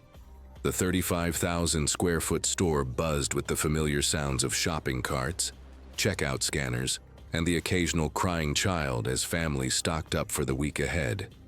Margaret Thompson adjusted her collection of reusable shopping bags while surveying the produce section, with the critical eye of someone who had appointed herself the store's unofficial organic food inspector. At 52, the yoga instructor had transformed healthy eating into an obsession with food purity that consumed her every waking moment. Her apartment was filled with books about toxins, pesticides, and what she called the corporate poisoning of America's food supply. Margaret's reputation preceded her at every grocery store in the greater Baton Rouge area, where employees would brace themselves when they saw her approaching with her magnifying glass and pH testing strips she believed could reveal pesticide residue, though they were really designed for water testing. She had memorized the organic certification requirements of dozens of farms and would interrogate produce managers about the origins of every fruit and vegetable. What started as a commitment to healthy eating had evolved into an elaborate conspiracy theory involving conventional farmers, grocery chains, and government agencies that she believed were deliberately poisoning the population. She had already been banned from 2 stores for harassing customers about their food choices, yet she targeted different branches of smaller markets that lacked shared security systems, slipping in unnoticed despite prior bans. That afternoon, Margaret had arrived with her testing equipment to inspect the store's produce section, determined to expose what she called the contamination of organic foods with conventional products. She had brought her pH strips, magnifying glass, and a notebook to document violations of organic standards. Margaret began her inspection process by examining organic apples with her magnifying glass, looking for signs of pesticide residue or cross-contamination from conventional produce. When she discovered conventional and organic apples displayed in adjacent bins, she launched into a loud lecture about contamination and consumer fraud, demanding that the produce manager immediately separate all organic items. The store manager politely explained that the produce was properly labeled and met all regulatory requirements. Margaret's voice rose to a shout as she accused the staff of deliberately poisoning customers. She pulled out a small canister of spray she had bought from a fringe wellness website, an alcohol-based detox mist she believed could neutralize toxins on food. Margaret began spraying the conventional produce while screaming about pesticide poisoning, claiming she was decontaminating the food for other customers' safety. The spray contained a highly flammable alcohol-based solution that she believed would neutralize chemical residues. When a store employee tried to stop her, Margaret continued spraying while pulling out her phone to document what she called corporate resistance to food safety. Several shoppers later recalled smelling sharp chemical fumes moments before the flash. As Margaret filmed herself spraying the produce and lecturing about contamination, she accidentally triggered her lighter while trying to illuminate the organic certification labels for her video. The flame ignited the alcohol-based spray she had been using liberally throughout the produce section, creating a flash fire that engulfed her immediately. Margaret Thompson suffered fatal burns from the fire she had accidentally started with her own decontamination spray. She died before paramedics could arrive, her phone still recording as the flames consumed her organic food conspiracy theories along with her life. Investigators discovered her car contained thousands of pages of printed conspiracy theories about food contamination. Strangely, Margaret's purse contained a handwritten note that read, "Today, I expose the truth with no explanation," a detail that sparked endless speculation about whether she had planned something even more extreme than her usual confrontations. It was October 9th, 2016 in Manila, Philippines, on a warm, humid evening as hotel guests stepped onto their balconies to watch the sunset over the bay. The sky was clear, the water reflected orange light, and the upper floors were filled with people taking photos of the skyline. On the 27th floor was 29-year-old Lorna Del Monte, an office worker from Quezon City, on a weekend trip with two friends. Lorna was known among people who traveled with her for pushing limits during photos, climbing railings, leaning too far, and arguing with anyone who suggested she stop. She had already been pacing in and out of the balcony, complaining loudly that the railing was ruining her angles. The balcony had standard safety features: a waist-high railing, smooth floor tiles, and a lightweight patio chair. None of it was meant for climbing, but Lorna dragged the chair toward the edge anyway. Her friends told her several times to step down, but she brushed them off, telling them to quit exaggerating. Guests on the next balcony noticed her behavior. One woman leaned over and said in a calm voice that standing on the chair wasn't safe on a high floor. Lorna immediately snapped back, raising her voice so half the floor could hear. She insisted she had every right to take photos however she wanted, adding that she paid for this balcony and could use it any way she sees fit. The visitor tried again to warn her about the wobbling chair, but Lorna cut her off, telling her to mind her own business. Her friends tried to intervene, but Lorna waved them away, saying they were ruining her shot. She climbed onto the patio chair, holding her phone outward, repeating that people needed to stop policing everything. More guests stepped onto their balconies to capture the sunset. Several noticed Lorna shifting her stance on the chair, trying to tilt her phone farther out over the rail. A guest 2 floors above later reported seeing the chair legs slide slightly each time she leaned forward. At 5:56 p.m., the light was at its brightest, a deep orange. Lorna leaned farther over the balcony, telling her friends she needed one more photo. Witnesses on the balcony said she pushed her whole upper body past the railing while stretching her arm outward with her phone. As she shifted her weight, the back leg of the chair slid on the smooth tile. "Just an inch," her friend later said, but enough to throw off her footing. Since her upper body was already extended beyond the railing, that tiny slide pulled her center of gravity forward. The chair tipped, and her upper body went over with it. Guests on the 26th and 25th floors later reported hearing a sharp, heavy impact on the utility roof below. Several people on the pool deck looked up after hearing the same sound and notified hotel staff. From inside the room, one friend immediately called for help, while the other kept repeating that she had told Lorna to get off the chair. A guest in the neighboring room contacted emergency services after hearing the thud and seeing movement on the lower roof. Hotel security reached the utility roof within minutes and cleared the surrounding area. Lorna's friends were escorted indoors while responders conducted an on-scene assessment and secured the location for emergency crews. Investigators concluded that Lorna died from multiple blunt force injuries consistent with a high-rise fall, noting the unstable chair, her position beyond the railing, and her refusal to step down as contributing factors. Staff later recovered her phone, which contained a partially framed bay photo taken seconds before the fall. Maintenance removed patio chairs from all upper-level balconies, and management added more prominent safety notices.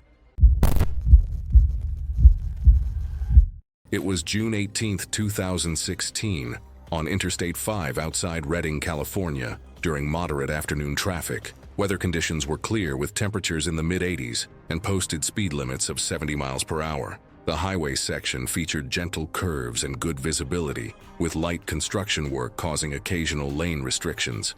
An aggressive driving incident would end in a high-speed rollover when road rage spiraled completely out of control. Pamela Brooks, 44, worked as a regional sales representative for a medical equipment company, requiring extensive highway travel throughout Northern California. Co-workers described her to investigators as having aggressive driving habits and particular intolerance toward motorcyclists, often expressing frustration about their lane positioning. Pamela had a record of prior traffic violations tied to aggressive driving behavior. Investigators later confirmed that she had previously been cited for following too closely and making unsafe lane changes. Company records also showed repeated complaints from clients about late arrivals to appointments, often attributed to traffic delays. GPS data reviewed after the crash indicated a consistent pattern of speeding during business travel. That afternoon, Pamela was driving her company vehicle northbound toward a client meeting in Oregon. Traffic was moving at normal speeds, with occasional slowdowns due to construction zones. A motorcyclist traveling in the same direction was maintaining legal positioning in the right lane, following traffic laws regarding lane usage and speed limits. The rider, a 34-year-old construction worker commuting home from a job site, was wearing proper safety equipment and operating a properly registered motorcycle. A witness who was driving from another vehicle claimed Pamela's sedan approaching the motorcycle from behind at high speed, then beginning to tailgate at an unsafe distance. The footage captures her vehicle weaving between lanes while honking repeatedly and making gestures toward the motorcyclist. Other drivers began changing lanes to avoid the erratic behavior. Pamela accelerated past the motorcycle, then swerved back into the right lane and attempted to block the rider's forward progress by reducing speed and positioning her vehicle to prevent lane changes. The motorcyclist maintained a safe following distance and signaled for the next exit, successfully leaving the highway at the Cottonwood exit without incident. Despite the motorcyclist's departure, Pamela continued driving erratically, weaving between lanes and exceeding posted speed limits. Traffic cameras positioned at regular intervals captured her vehicle traveling at excessive speeds with aggressive lane changes that forced other drivers to brake suddenly. At approximately 3:15 p.m., while attempting to pass a slower vehicle in the left lane, Pamela lost control during a lane change maneuver. Skid marks later analyzed by accident reconstruction specialists indicated she was traveling well above the speed limit when her vehicle began to slide sideways. Her sedan struck the concrete median barrier at an angle, causing it to roll multiple times. Emergency responders arrived within 8 minutes and found Pamela trapped in the severely damaged vehicle. Firefighters used hydraulic extraction equipment to remove her from the wreckage. Due to the severity of her injuries and the remote location, she was transported by helicopter to a trauma center in Redding. She was pronounced dead following unsuccessful surgical intervention. The coroner's report cited multiple traumatic injuries consistent with high-speed rollover impact as the cause of death, including severe head trauma, chest injuries, and internal bleeding. Based on available evidence, investigators determined that excessive speed and aggressive driving were the primary contributing factors. It was June 14, 2014, in Sandusky, Ohio, at a lakeside theme park where concrete held heat and the air carried sunscreen and fryer oil. Lines moved slowly, operators repeated safety rules, and phones stayed raised as people waited. Near the entrance of a rotating ride, a boundary meant to keep people out of moving parts was crossed. Mallory Keene, 36, worked as an office administrator for a shipping firm in Elyria. Her job involved invoices, mileage logs, and enforcing written policies with vendors. Outside of work, she maintained a small consumer rights blog that focused on refunds, towing disputes, and complaint procedures. She often documented disagreements and kept copies of posted rules.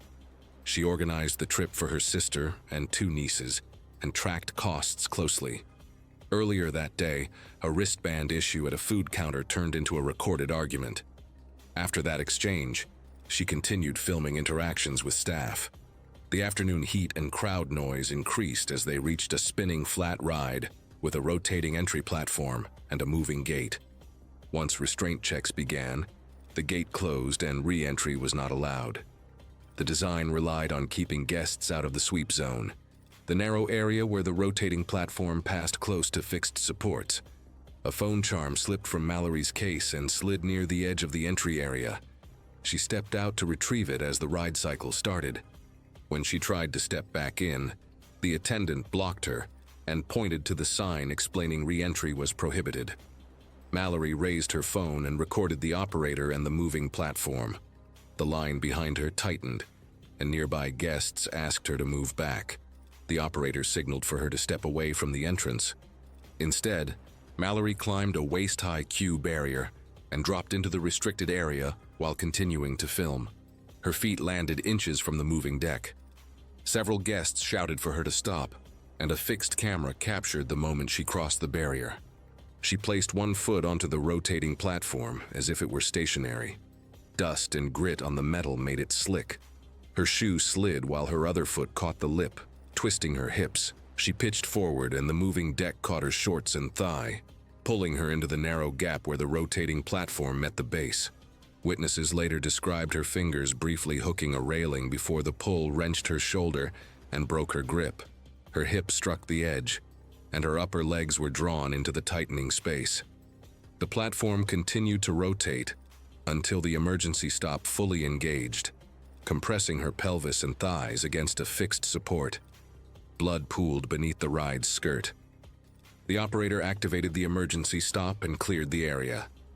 Emergency services were called from the booth. Park security arrived within minutes and began first aid while moving the crowd back. Sandusky Fire and EMS reached the ride about 7 minutes after the call and were guided through the walkway by staff. CCTV and multiple phone videos later confirmed her entry into the sweep zone during motion. The coroner documented massive crush injuries.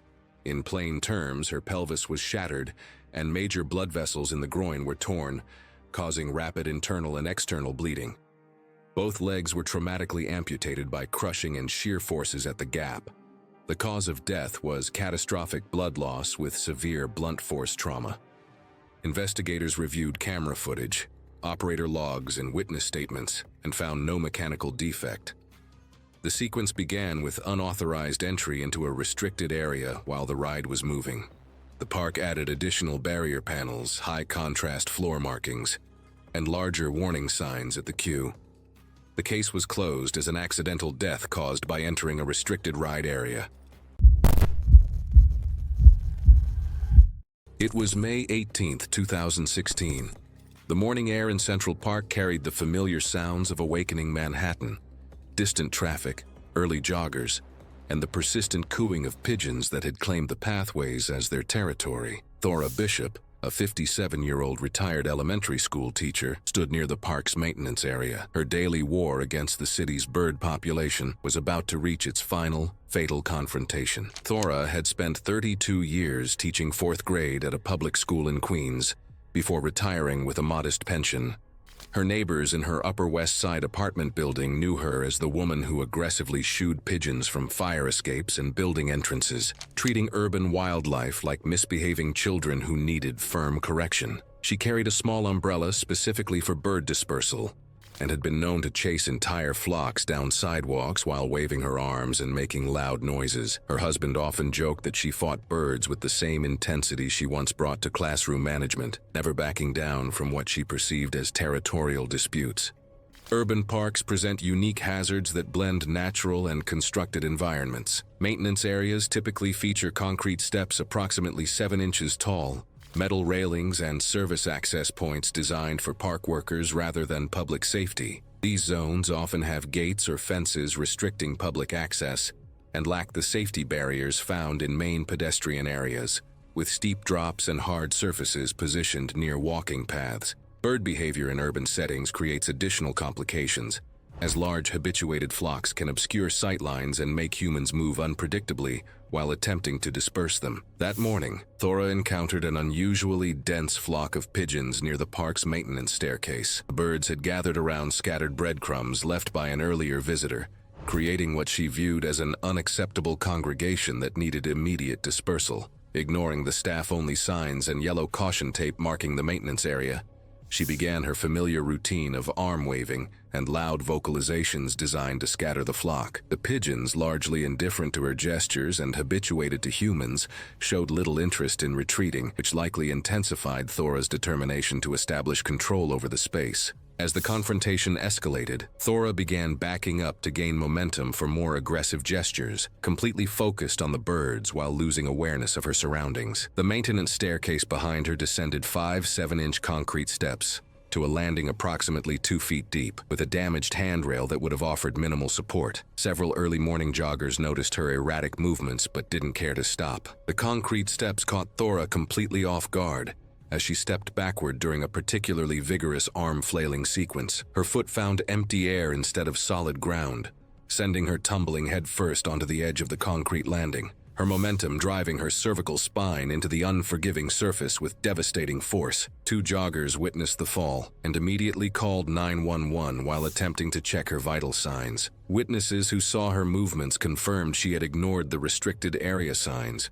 which was corroborated by the joggers' statements. Emergency medical services arrived within 7 minutes, but Thora showed no signs of consciousness or movement.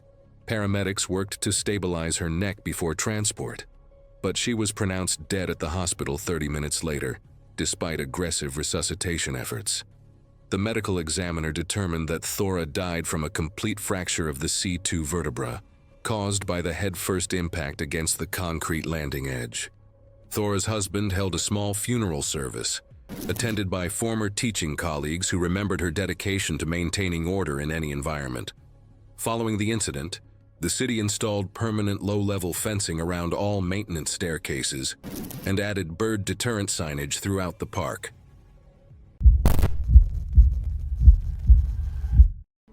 It was January 15, 2015, and the post-holiday shopping atmosphere at a large department store in Tampa, Florida, buzzed with customers returning unwanted gifts and taking advantage of clearance sales. The 120,000 square foot store's customer service department had been overwhelmed since New Year's Day with returns, exchanges, and complaints from shoppers dealing with holiday purchases. Susan Rodriguez wheeled a shopping cart overflowing with designer clothing, shoes, and accessories toward the customer service counter, her eyes gleaming with the confidence of someone who had perfected an elaborate scam. At 41, the administrative assistant had transformed retail returns into a lucrative side business, using fraudulent receipts and stolen credit cards to return obviously used merchandise for full refunds. Her spare bedroom had been converted into a warehouse of stolen goods.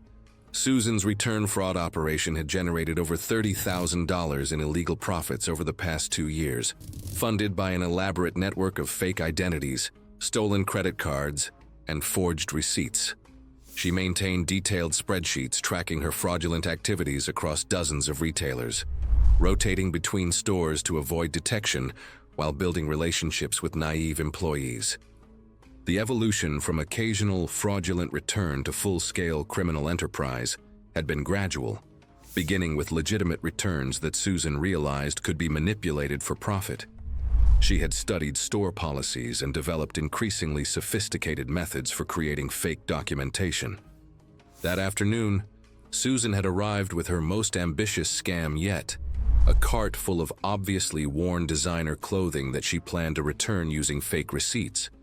The merchandise showed clear signs of use, including makeup stains, stretched fabric, and missing tags. Susan approached the customer service counter, presenting a stack of obviously fraudulent receipts for merchandise that had clearly been worn extensively. When the customer service manager examined the merchandise and noticed the clear evidence of use, Susan became increasingly aggressive. She claimed the store was discriminating against her and threatened to file complaints with corporate headquarters. The manager politely explained that the store could not accept returns for obviously used merchandise without proper documentation. Susan's response was to become violent, throwing hangers and clothing items at the employees while screaming about customer service and corporate theft. Determined to take what she considered rightfully hers, Susan climbed over the customer service counter to access the cash register directly. Her face was flushed red with rage, and her breathing had become rapid and labored from the physical exertion and extreme stress of the confrontation. Years of poor diet, smoking, and untreated hypertension had taken their toll on her cardiovascular system. As Susan reached for the cash register, while screaming at the employees, the combination of extreme rage, physical exertion, and her pre-existing heart condition triggered a massive heart attack. She clutched her chest and collapsed behind the customer service counter, her face turning blue as her heart stopped beating.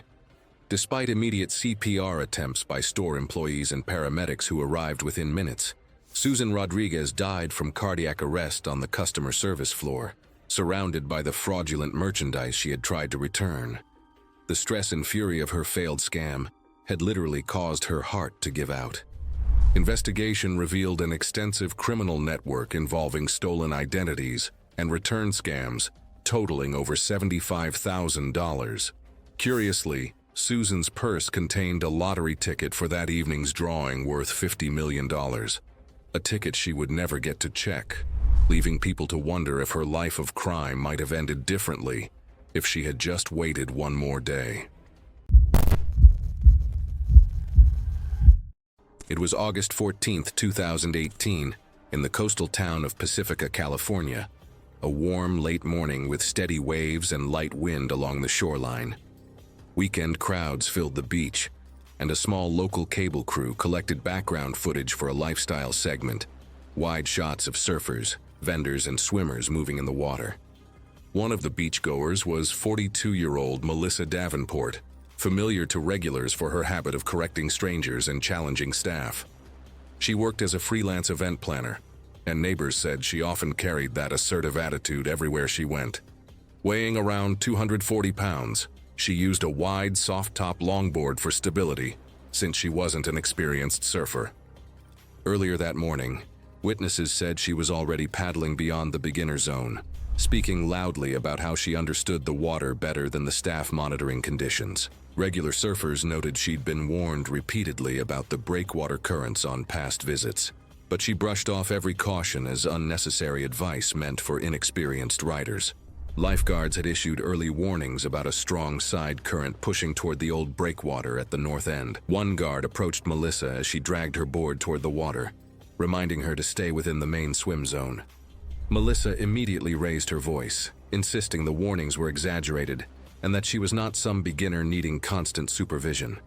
When the guard pointed out that her ankle leash was loose, she dismissed him, saying it felt restrictive and she would adjust it later. That looseness left extra slack in the cord, which later allowed the board to drift just far enough for the leash to snap tight with force. The cable crew's roaming camera briefly captured Melissa walking into the surf, while making comments to nearby swimmers about lifeguards power tripping. She paddled past the first breaking waves, continuing to talk loudly about how people exaggerate currents to scare tourists. The current pushed her steadily northward, but she ignored repeated gestures from the lifeguard tower to angle back toward the center. She tried to stand, but the front edge of her board dipped under the surface. The board tilted forward, and she fell off. Witnesses said she attempted to surface immediately, but the side current had already pushed her board toward the submerged rocks near the breakwater. According to several beachgoers, Melissa surfaced once, coughing, with her arms moving toward the board. As the current pushed the longboard into the rocks, the leash reached full tension.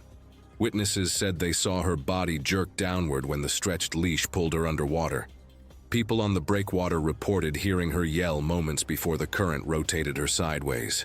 A small retreating wave pulled her in the direction of the rocks again, and her head lifted above the water only briefly. Footage from the cable crew's distant camera later confirmed that the longboard had drifted into the breakwater, its nose catching on a submerged lip of stone. The board stayed wedged at an angle while the current continued to push water past it. A few seconds later, beachgoers closest to the breakwater reported hearing a single dull impact, consistent with her head striking one of the submerged stone surfaces beneath the chop. Lifeguards went in immediately, with one calling for backup as the other swam toward her. A brief lull in the current allowed them to pull her to shore, but she showed no movement when they lifted her above the waterline. CPR began right away, and beach staff cleared the area. EMTs arrived about 5 minutes after the emergency call and took over the resuscitation efforts, continuing CPR while assessing her condition. Their work lasted only a short time before they signaled to stop. Officials later confirmed that Melissa Davenport died from blunt head trauma, consistent with striking submerged rock after the tightened leash pulled her into the breakwater. Footage from the cable crew helped verify the sequence of events and her earlier disregard of warnings. The town later expanded its current zone markers and updated safety briefings, citing the case as a preventable incident. It was November 12, 2018, on Pennsylvania state game lands in northern Pennsylvania, during the peak of deer hunting season. Weather conditions were clear with temperatures in the low 40s. The area was popular among hunters due to its dense deer population and well-maintained trail system with clearly marked boundaries. A property dispute would escalate into a fatal firearms accident when an angry confrontation turned physical. Sharon Pike, 55, had recently retired from her position as a retail manager at a regional department store chain. Neighbors described her to investigators as frequently disputing property boundaries in her rural community, often confronting hikers and hunters whom she believed were trespassing. Her property bordered the state game lands, creating ongoing confusion about exact boundary lines despite posted signage. Sharon had a documented history of confronting outdoor enthusiasts in the area, including a 2016 incident where she called police on a family of hikers using a public trail. Local records showed multiple complaints filed by Sharon against the State Parks Department regarding boundary maintenance and signage placement. That morning, a group of 4 licensed hunters had established positions in accordance with state regulations, approximately 150 yards from the nearest property boundary. They possessed all required permits and safety equipment. The group included 2 experienced hunters who had been using the area for over a decade without previous incidents. Sharon approached the group around 10:30 a.m. and accused them of trespassing on what she believed was private property adjacent to her land. A hunter who witnessed the initial confrontation reported Sharon making accusations about their positioning and demanding they leave the area immediately. The hunters attempted to show her their permits and explain the public land designation using maps and GPS coordinates. Despite explanations about the public land status and proper boundary markers, Sharon became increasingly agitated and stepped inside the marked safety perimeter that hunters had established around their position. State hunting regulations require maintaining safe distances and clear sight lines, which Sharon's presence disrupted, according to witness statements. Sharon grabbed a rifle from one of the hunters while attempting to demonstrate what she considered unsafe positioning. The rifle, a .30-06 bolt-action hunting rifle, was loaded and ready for hunting use. Unfamiliar with firearm handling procedures, Sharon placed her finger inside the trigger guard while pointing the weapon in an unsafe direction. The rifle discharged immediately, striking Sharon in the upper torso. The hunters immediately called for emergency assistance while attempting to provide first aid using their basic wilderness medical supplies. The remote location required emergency responders to access the area using all-terrain vehicles, creating a 25-minute response time. Emergency medical technicians attempted advanced trauma care but pronounced Sharon dead at the scene. The coroner's report cited a single gunshot wound to the chest, with damage to major organs and major blood vessels as the cause of death, with rapid blood loss preventing survival. Despite immediate medical intervention, based on available evidence, investigators ruled the death accidental, citing improper handling of a loaded weapon by someone unfamiliar with basic firearm safety protocols. It was July 22nd, 2018, on the Ocoee River in southeastern Tennessee, where scheduled summer releases had pushed cold water into fast, narrow channels. Commercial rafting trips were moving through in close succession, and while the river looked manageable from shore, strong recirculating currents were already forming around exposed rocks beneath the surface. Nina Harrow was 31 and worked as a retail shift supervisor at a home goods chain in Chattanooga. She was dependable, often covered extra shifts, and had begun posting frequently about assertiveness and taking control in everyday situations. Her posts were aimed at coworkers and friends, and focused on correcting others and stepping in when she felt direction was weak. She had no formal outdoor or river experience and relied mostly on general fitness and confidence rather than technical skill. She signed up for the rafting trip with coworkers as a group activity. The Ocoee was running controlled releases that day, higher and colder than normal, with several Class 3 and 4 rapids. The commercial section contained known hazard points, including mid-river boulders that created hydraulics capable of holding swimmers underwater. Guides depended on strict paddle commands, synchronized movement, and keeping all passengers seated low in the raft, because standing removed stability and control during rapid entry. At the launch point, the guide gave a standard safety briefing that covered paddle commands, body position, and the requirement to remain seated through rapids with feet tucked inside the raft. Nina interrupted more than once, making jokes about guides exaggerating danger and saying balance mattered more than following instructions exactly. The guide corrected her and continued, reminding the group that the rules applied to everyone. As the raft approached a known rapid with a lateral wave feeding into a downstream boulder, the guide called for a coordinated forward paddle to maintain alignment. Nina argued that a different angle would be better, and raised her voice over the sound of the water. As the raft entered the rapid slightly offline, she shifted her weight outward and stood on the outer tube with her arms spread, attempting to demonstrate stability. The lateral wave struck the upstream side of the raft, causing it to pitch and roll. With her weight elevated, Nina was thrown off first and hit the water near the downstream edge. The current immediately carried her toward the boulder, where water folded back on itself into a hydraulic that pulled her sideways and down. Video from a trailing raft and the guide's action camera showed her head breaking the surface briefly before being pulled under again. During one cycle, her chest struck the rock edge, forcing the air from her lungs. She surfaced for a moment, gasping, then was pulled back into the recirculating water.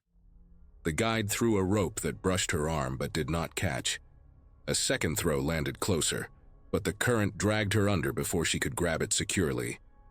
After several cycles, 2 guides entered the water with ropes and used positioning to disrupt the hydraulic and pull her free into an eddy. She was unresponsive, with bluish skin and no effective breathing. CPR began immediately on shore while emergency services were called. Paramedics arrived approximately 12 minutes later and took over care, but she did not regain a pulse or spontaneous breathing. The medical examiner listed drowning as the primary cause of death, with contributing blunt trauma. Her lungs were bruised, several ribs were fractured, and deep chest contusions were present from repeated impacts against rock. In plain terms, she was held underwater repeatedly and struck hard enough to prevent breathing or effective movement. The incident was documented by guide footage and bystander video, which showed the sequence clearly from the moment she stood up to the rescue attempt. The outfitter reviewed procedures afterward and reinforced briefings about staying seated in rapids.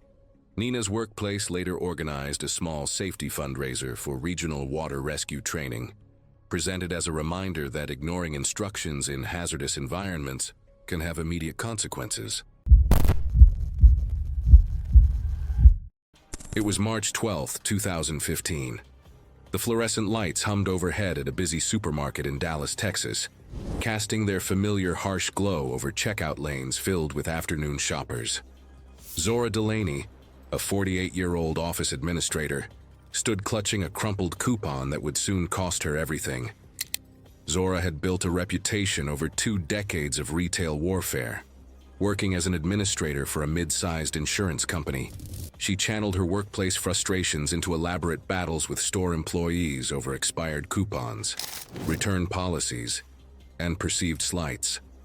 Her co-workers described her as someone who never backed down from an argument, no matter how trivial. She kept a folder of manufacturer coupons in her purse, many expired or clearly altered, and treated each shopping trip like a personal crusade against corporate injustice. Friends had long since stopped shopping with her, tired of the embarrassing scenes she created over a few dollar disputes. Checkout counters are designed for efficiency, not durability, with lightweight plastic partitions separating lanes to guide customer flow. The plastic partitions were attached to thin metal posts, which could bend or snap under sudden concentrated pressure. Additionally, exposed metal edges at the base of the divider or register frame created a hard impact point that could cause serious injury if someone fell against it. Store layouts prioritize maximum throughput, meaning safety features like reinforced barriers or cushioned flooring are often overlooked in favor of cost-effective materials that can be quickly replaced when damaged. That afternoon, Zora approached the express lane with a cart full of items and a coupon for a competing store's brand. The teenage cashier scanned the coupon,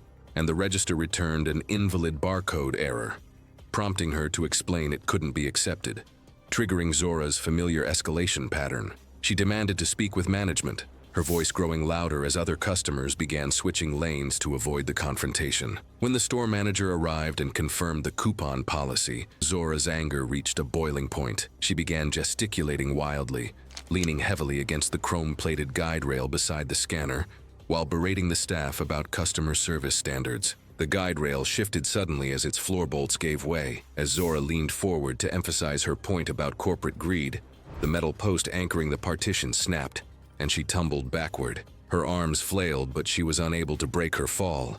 Her head struck the rigid metal corner of the Bagwell frame beside the register before hitting the linoleum floor, the impact immediately knocking her unconscious. The sickening crack of skull-meeting metal echoed through the checkout area, immediately silencing her tirade and sending nearby shoppers scrambling backward in shock. Security cameras above the express lanes captured the entire incident, corroborating witness accounts of the divider giving way and Zora falling. Witnesses later described the horrifying sound and Zora's immediate unconsciousness. A customer called 911 while the store manager attempted basic first aid, but blood was already pooling beneath her head. Emergency medical services arrived within 5 minutes, finding Zora unresponsive with obvious signs of severe head trauma. Paramedics worked frantically to stabilize her vital signs before rushing her to the nearest trauma center, where neurosurgeons discovered massive brain bleeding that proved impossible to control despite emergency surgery. She died 3 days later. The medical examiner's report listed acute subdural hematoma as the cause of death. The supermarket chain immediately reinforced all checkout partitions with heavier-duty metal posts and protective padding around edges, and implemented new customer service protocols for handling disputes. Zora's estranged daughter arranged a small funeral service, attended primarily by former co-workers. Thanks for watching. Want to watch more? Click on your screen now.